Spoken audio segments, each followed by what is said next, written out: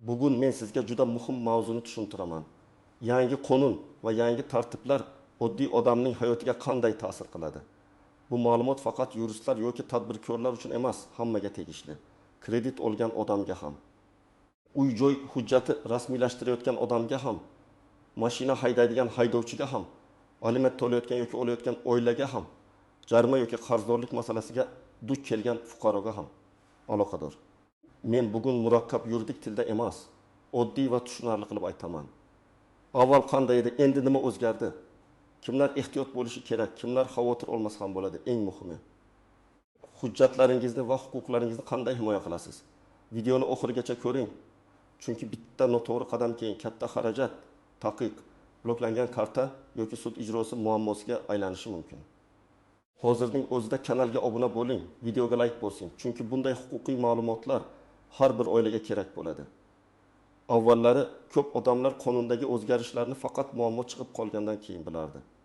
Masalan, bank kartasi bloklanadi, mashinani sotmoqchi bo'ladi, lekin taqiq borligi chiqadi, chet elga chiqmoqchi bo'ladi, lekin qarzdorlik sabab cheklov qo'yilgan bo'ladi. Shunda odam, men bundan xabarim yo'q edi, menga hech kim aytmadi, deb hayron qoladi. Lekin qonun nuqtai nazaridan xabardor bo'lmaslik ko'p holatda javobgarlikdan ozod qilmaydi. Endi yangi tartiblarning asosiy yo'nalishi shundan iboratki, davlat organlari, sud ijro organlari, banklar va boshqa tashkilotlar o'rtasidagi ma'lumot almashinuvi tezlashmoqda. Ya'ni oldin bir qarzdorlik yoki jarima bir idorada turib qolishi odam yillar davomida bilmay yurishi mumkin edi. Hozir esa elektron tizimlar orqali bu ma'lumotlar tezroq ko'rinadi. Bu bir tomondan yaxshi. Qonuniylik kuchayadi, hujjatlar tartibga tushadi, firibgarlik kamayadi. Ikkinchi tomondan odam o'z hujjatlariga befarq bo'lsa, muammo ham tezroq yuzaga chiqadi. Masalan, sizda 300 ming so'mlik jarima bor. Avval bu jarima haqida esdan chiqarib qo'ygan bo'lishingiz mumkin edi. Endi esa u ijroga o'tishi, bank kartangizdan ushlab qolinishi, ayrim harakatlaringizga ta'sir qilishi mumkin. Yoki siz kimdandir 10 million so'm qarz olgansiz, oddiy tilxat yozgansiz, keyin o'z vaqtida qaytarmagansiz. Qarzdorlik rasmiy tartibda tasdiqlansa, bu ham sizning moliyaviy erkinligingizga ta'sir qiladi. Men bu yerda odamlarni qo'rqitmoqchi emasman. Aksincha, maqsadim shuki, siz qonun qanday ishlashini oldindan bilib oling. Chunki oldindan bilgan odam o'zini himoya qiladi. Hujjatini to'g'ri qiladi. Ortiqcha jarima to'lamaydi, sudga tushib qolmaydi. Kimdir undan noqonuniy pul talab qilsa, to'g'ri javob bera oladi. Avval ko'p jarayonlar qog'oz hujjatlar, alohida idoralar va sekin ma'lumot almashinuvi orqali yurardi. Masalan, bir odamning qarzdorligi borligini boshqa tashkilot darhol bilmasligi mumkin edi. Sud qarori chiqqandan keyin ham ijro jarayoni vaqt olardi. Fuqaro esa ko'pincha chaqiruv qog'ozi kelmasa yoki pochta xabari yetib bormasa, o'ziga nisbatan qanday ish ketayotganini bilmay qolardi. Endi ko'plab jarayonlar elektron shaklga o'tyapti. Xabarnomalar, arizalar, qarorlar, to'lovlar, ijro harakatlari, davlat xizmatlari elektron tizimlar orqali ko'proq amalga oshirilmoqda. Bu nimani anglatadi? Birinchidan, sizning telefon raqamingiz, yashash manzilingiz, elektron pochta manzilingiz va shaxsiy kabinetingizdagi ma'lumotlar dolzarb bo'lishi kerak. Ikkinchidan, rasmiy xabarlarni e'tiborsiz qoldirish xavfli. Uchinchidan, har qanday qarzdorlikni men bilmasdim deb keyinga surish endi yanada qiyinlashadi. Yangi tartibning yana bir muhim tomoni shuki, moliyaviy intizom kuchayadi. Kredit, aliment, jarima, soliq, kommunal qarz, sud qarori bo'yicha undiriladigan summa bo'lsa, bu masalalar rasmiy tizimlarda ko'proq ko'rinadi. Agar odam o'z vaqtida javob bermasa, masala avtomatik ravishda keyingi bosqichga o'tishi mumkin. Masalan, 500 ming so'mlik jarima vaqtida to'lanmasa, unga qo'shimcha xarajatlar qo'shilishi, ijro yig'imi paydo bo'lishi, natijada asl summadan ko'proq to'lashga to'g'ri kelishi mumkin. Lekin bu o'zgarishlarning ijobiy tomoni ham bor. Endi fuqaro ham o'z huquqini tezroq himoya qilishi mumkin. Davlat xizmatlari markazi orqali, My.uz orqali, sudning elektron tizimlari orqali yoki tegishli tashkilotning rasmiy kanallari orqali ariza berish, ma'lumot olish, qarzdorlikni tekshirish, shikoyat yuborish imkoniyati kengaymoqda. Demak, qonun faqat talab qo'ymaydi, sizga vosita beradi. Eng birinchi bilishingiz kerak bo'lgan narsa, har qanday rasmiy majburiyatni yozma yoki elektron ishsiz qoldirmang. Og'zaki kelishuv eng katta xatolardan biri. Masalan, tanishingiz sizdan 5 million so'm qarz oldi. U sizga bir oyda qaytaraman dedi. Siz ham ishonib pul berdingiz. Bir oy o'tdi, 2 oy o'tdi, pul yo'q. Keyin siz sudga murojaat qilmoqchi bo'lasiz, lekin qo'lingizda na tilxat bor, na bank o'tkazmasi izohi, na guvoh, na yozishma. Bunday holatda haqqingiz bor bo'lsa ham uni isbotlash qiyinlashadi. Shuning uchun men har doim aytaman, pul berayotganda bank orqali o'tkazing va izoh qismiga aniq yozing. Masalan, qarz sifatida berildi, qaytarish muddati 2025 yil iyun. Agar naqd pul bersangiz, tilxat oling. Tilxatda kim kimga qancha pul berdi, qachon oldi, qachon qaytaradi, pasport ma'lumotlari, imzo va sana bo'lishi kerak. Bu oddiy ko'rinadi, lekin ertaga 5 million, 2000 million yoki 100 million so'mlik nizoni hal qiladigan asosiy dalil bo'ladi. Ikkinchi masala, jarimalar va qarzdorliklarni vaqtida tekshirib boring. Haydovchilar uchun bu ayniqsa muhim. Masalan, siz mashinani akangizga berdingiz. U radar jarimasiga tushdi. Jarima esa avtomobil egasiga keladi. Siz buni bilmay yurdingiz, keyin mashinani sotmoqchi bo'ldingiz, lekin jarima borligi uchun muammo chiqdi. Bunday vaziyatda men aytadigan amaliy qo'yda. Kamida oyga bir marta jarimalarni tekshiring. Mashinani boshqa odam haydasa mas'uliyatni oldindan kelishib oling. Ishonchnoma, sug'urta va haydovchilik hujjatlari tartibda bo'lsin. Uchinchi masala, aliment, kredit va boshqa doimiy to'lovlar. Bu yerda odamlar ko'pincha shunday xato qiladi. Bir oy to'lamadim, keyingi oy 2 barobar to'layman deb o'ylaydi. Lekin rasmiy tizimda har bir kechikish ko'rinadi. Agar aliment bo'lsa, bola manfaatlari birinchi o'rinda turadi. Agar kredit bo'lsa, bank kechikish foizi penya yoki kredit tarixiga salbiy yozuv kiritishi mumkin. 20 million so'mlik oylik to'lov 2-3 oyda 3 million bo'lib qoladi. Ustiga jarima va foiz qo'shilishi mumkin. Keyin odamning oylik daromadi 4 million bo'lsa ham qarz bosimi juda og'ir bo'lib qoladi. Birinchi navbatda rasmiy daromadi bank kartasi. Mulki yoki avtomobili bor odamlar ehtiyot bo'lishi kerak. Chunki har qanday rasmiy qarzdorlik aynan shu aktivlar orqali ko'rinadi. Agar sizning nomingizda uy, yer, mashina yoki bank hisob raqami bo'lsa, rasmiy majburiyatlar sizga bevosita ta'sir qiladi. Bu yomon narsa emas. Bu oddiy huquqiy tizimning ishlashidir. Lekin hujjatlarni nazorat qilmasangiz noqulay vaziyatga tushib qolasiz. Ikkinchi toifa, kredit olganlar va kafil bo'lganlar. Kafil bo'lishni ko'pchilik oddiy formal narsa deb o'ylaydi. Men juda ko'p holatlarda ko'rganman. Odam do'stiga yoki qarindoshiga kafil bo'ladi. Keyin asosiy qarzdor to'lamaydi. Bank esa kafilga murojaat qiladi. Kafil men pulni ishlatmaganman deb aytadi. Lekin qonuniy jihatdan kafil majburiyat olgan bo'ladi. Demak, birovga kafil bo'lishdan oldin o'sha odamning real daromadi, intizomi, qarzni qaytarish imkoniyatini baholash kerak. Faqat uyat bo'lmasin deb imzo qo'yish juda xavfli. Uchinchi toifa, aliment, meros, mulk bo'linishi, nikohdan ajralish, sheriklik, biznes kabi nizoli masalalarda yurganlar. Bu holatlarda har bir hujjat, har bir to'lov, har bir kelishuv keyin dalilga aylanadi. Masalan, xotin ajrashayotgan bo'lsa, uy kimning nomida, kredit kimning nomida, bolaga xarajatni kim qilgan? Bularning hammasi ahamiyatli bo'lishi mumkin. Og'zaki kelishuv bilan bugun muammo hal bo'lgandek ko'rinadi. Lekin ertaga taraflardan biri fikrini o'zgartirsa, yozma dalil bo'lmasa, nizo yana kuchayadi. To'rtinchi toifa, tadbirkorlar va yakka tartibda xizmat ko'rsatuvchilar. Agar siz mahsulot sotsangiz, xizmat ko'rsatsangiz, ijara bersangiz yoki ustachilik, yetkazib berish, savdo bilan shug'ullansangiz, shartnoma, chek, hisob, faktura, dalolatnoma kabi hujjatlar siz uchun qalqon vazifasini bajaradi. Mijoz pulni bermasa, xizmat sifati bo'yicha e'tiroz qilsa, soliq organi savol bersa, aynan hujjat sizni himoya qiladi. Hujjatsiz ishlash bugun qulay tuyuladi, lekin ertaga katta xavf tug'diradi. Agar sizda barcha to'lovlar vaqtida bo'lsa, telefon raqamingiz va manzilingiz rasmiy tizimlarda to'g'ri bo'lsa, yangi tartibdan qo'rqishga asos yo'q. Aksincha, bu sizga qulaylik beradi. Masalan, davlat xizmatiga borib navbat kutmasdan onlayn ma'lumot olasiz, qarzdorlikni oldindan ko'rasiz, arizangizni elektron yuborasiz, hujjat holatini kuzatasiz. Shuningdek, agar sizga noto'g'ri qarzdorlik yozilgan bo'lsa, qonuniy tartibda e'tiroz bildirish huquqingiz bor. Masalan, siz jarimani allaqachon to'lagansiz, lekin tizimda qarzdorlik turibdi. Bunday holatda vahma qilmaslik kerak. To'lov kvittansiyasini topasiz, ariza yozasiz, tegishli tashkilotga yuborasiz. Agar javob bo'lmasa, yuqori turuvchi organga yoki sudga murojaat qilish mumkin. Muhimi og'zaki tortishuv bilan vaqt yo'qotmang. Hammasini yozma tarzda qiling. Birinchi misol. Fuqaro avtomobilini sotmoqchi bo'ldi. Notariusga borganda avtomobilga taqiq borligi ma'lum bo'ldi. Sabab 1.200.000 so'mlik eski jarima va ijro xarajati. Odam jarimani eslamaydi. Chunki radar 1 yil oldin tushgan. Natijada savdo to'xtaydi. Xaridor kutmaydi. Kelishuv buziladi. Agar fuqaro oyiga bir marta jarimalarni tekshirganda 1.200.000 so'mlik masala yopilgan bo'lardi va avtomobil savdosi muammosiz o'tardi. Ikkinchi misol. Bir ayol qarindoshiga 15 million so'm qarz berdi. Pul naqd berildi. Tilxat olinmadi. Qarindosh avval qaytaraman dedi. Keyin telefonni ko'tarmay qo'ydi. Ayol sudga bormoqchi bo'ldi, lekin dalil yetarli emas.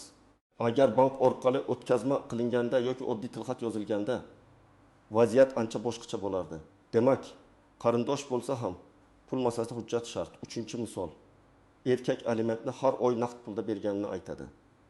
Lekin sobiq turmush o'rtog'i aliment kelmaganini bildiradi. Erkakda to'lovni tasdiqlovchi hujjat yo'q. Natijada qarzdorlik hisoblanishi mumkin. Shuning uchun alimentni bank orqali, pochta orqali yoki rasmiy ijro tartibida to'lash kerak.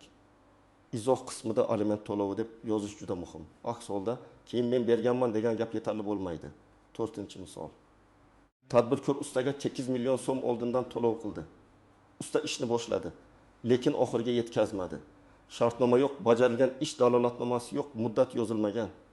Endi tomonlar bir-birini ayblaydi. Agar boshida oddiy shartnoma tuzilganida, masalan, ish 20 kun ichida tugaydi. Avans 8 million, qolgan to'lov ish yakunida material kimdan, kafolat muddati qancha deb yozilganida nizoni hal qilish ancha oson bo'lardi. Har bir yangi tartibda istisnolar bo'ladi. Masalan, ayrim qarzdorliklar bo'yicha darhol keskin chora qo'llanmaydi. Oldin xabarnoma berilishi, ixtiyoriy to'lash muddati berilishi yoki e'tiroz bildirish imkoniyati bo'lishi mumkin. Lekin bu imkoniyatdan foydalanish uchun siz xabarni ko'rishingiz, muddatni o'tkazib yubormasligingiz kerak. Eng katta xato, xat keldi lekin ochmadim, SMS keldi lekin e'tibor bermadim, shaxsiy kabinetga kirmadim deb yurish. Yana bir nozik jihat, hamma talab ham qonuniy bo'lavermaydi. Ba'zan tashkilot xodimi yoki qarshi taraf sizdan ortiqcha hujjat talab qilishi, noqonuniy to'lov so'rashi, muddatlarni noto'g'ri tushuntirishi mumkin. Bunday vaziyatda men doim aytaman, og'zaki gapga suyanmang, yozma asos so'rang. Menga qaysi qonun, qaysi modda yoki qaysi qaror asosida talab qo'yilyapti deb so'rashga haqqingiz bor. Agar javob yozma bo'lsa, keyin uni tahlil qilish, shikoyat qilish yoki sudda ko'rib chiqish mumkin. Yana bir muhim masala muddatlar. Qonunda muddat juda katta ahamiyatga ega. Sizga qaror berildi, lekin siz 10 kun yoki 15 kun ichida e'tiroz bildirmadingiz. Keyin men rozi emasman deb aytish qiyinlashadi. Shuning uchun har qanday qaror, jarima, ogohlantirish yoki talabnoma kelganda birinchi navbatda sanasiga qarang. Qachon chiqarilgan, qachon olingan, qachongacha shikoyat qilish mumkin. Muddatni o'tkazib yubormaslik ko'p hollarda ishning yarmini hal qiladi. Yana bir xato, odamlar shaxsiy ma'lumotlarini yangilamaydi. Telefon raqam eski, yashash manzili boshqa. Pasport ma'lumoti yangilangan, lekin tashkilotlarda eski ma'lumot turadi. Keyin xabarnoma boshqa joyga ketadi. Odam esa bilmay qoladi. Shu sababli bankda, davlat xizmatlari tizimida, soliq tizimida sud yoki ijro bilan bog'liq shaxsiy ma'lumotlaringizni tekshirib qo'ying. Endi men sizga aniq qadamlarni aytaman. Birinchi qadam, qarzdorliklaringizni tekshiring. Jarimalar, soliqlar, kreditlar, aliment, kommunal to'lovlar. Sud ijrosi bo'yicha majburiyatlar bor yo'qligini ko'ring. Buni Davlat xizmatlari markazi, rasmiy elektron portallar, bank ilovalari yoki tegishli tashkilotlarning rasmiy kanallari orqali tekshirish mumkin. Norasmiy botlar yoki shubhali havolalarga pasport ma'lumotlaringizni kiritmang. Ikkinchi qadam. Hujjatlaringizni tartibga soling. Pasport yoki ID karta, istir, kadastr hujjatlari, avtomobil hujjatlari, kredit shartnomalari, to'lov kvitansiyalari, sud qarorlari, tilxatlar, shartnomalar, bank o'tkazmalari skrinlari hammasini alohida papkada saqlang. Telefoningizda ham elektron nusxasini saqlang, lekin muhim hujjatlarning asl nusxasini yo'qotmang. Bir qarashda mayda tuyulgan kvitansiya ertaga sizni katta qarzdorlikdan qutqarishi mumkin. Uchinchi qadam, ariza yozishni o'rganing.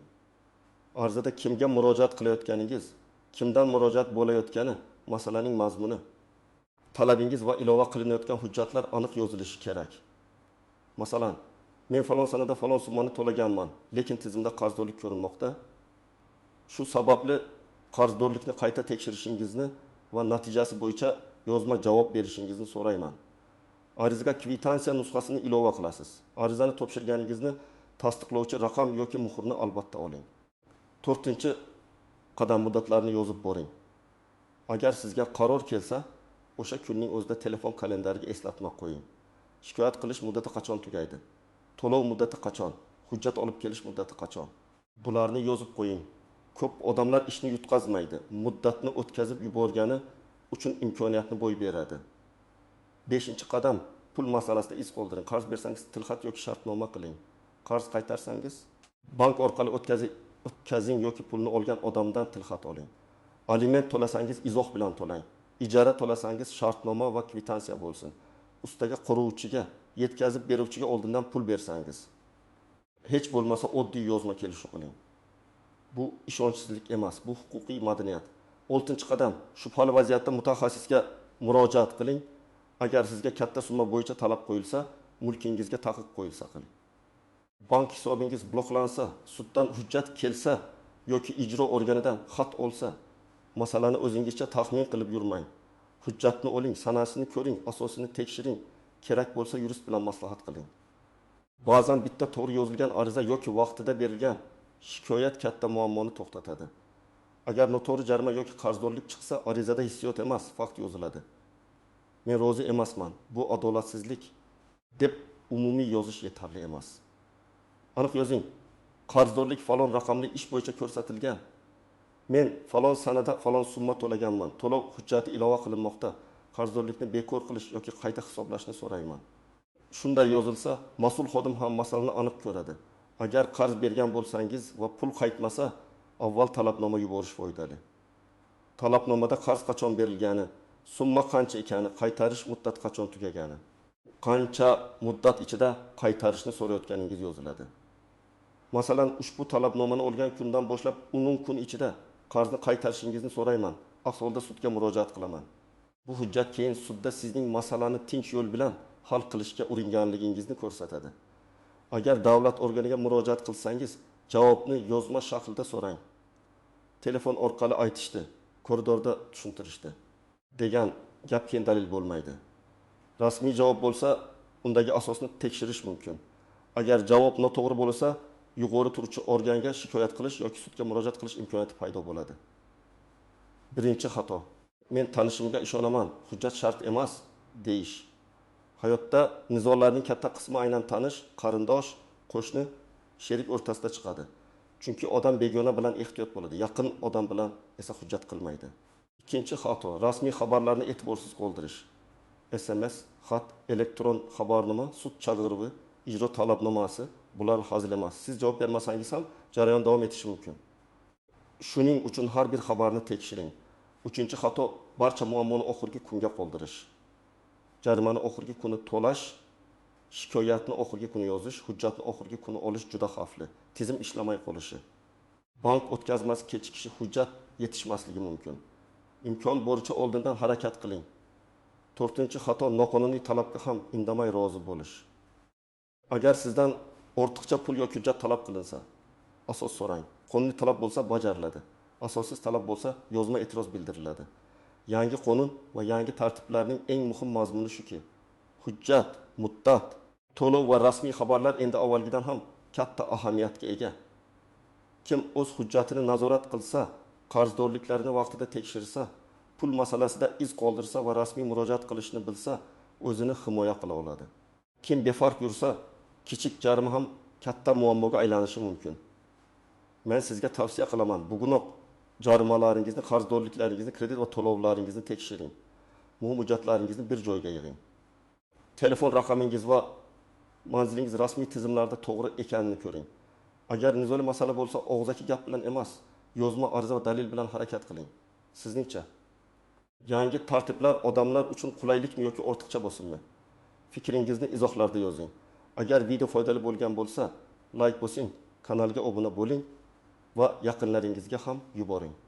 Chunki qonunni bilgan odam o'z huquqini ham, pulini ham, vaqtini ham yaxshiroq himoya qiladi.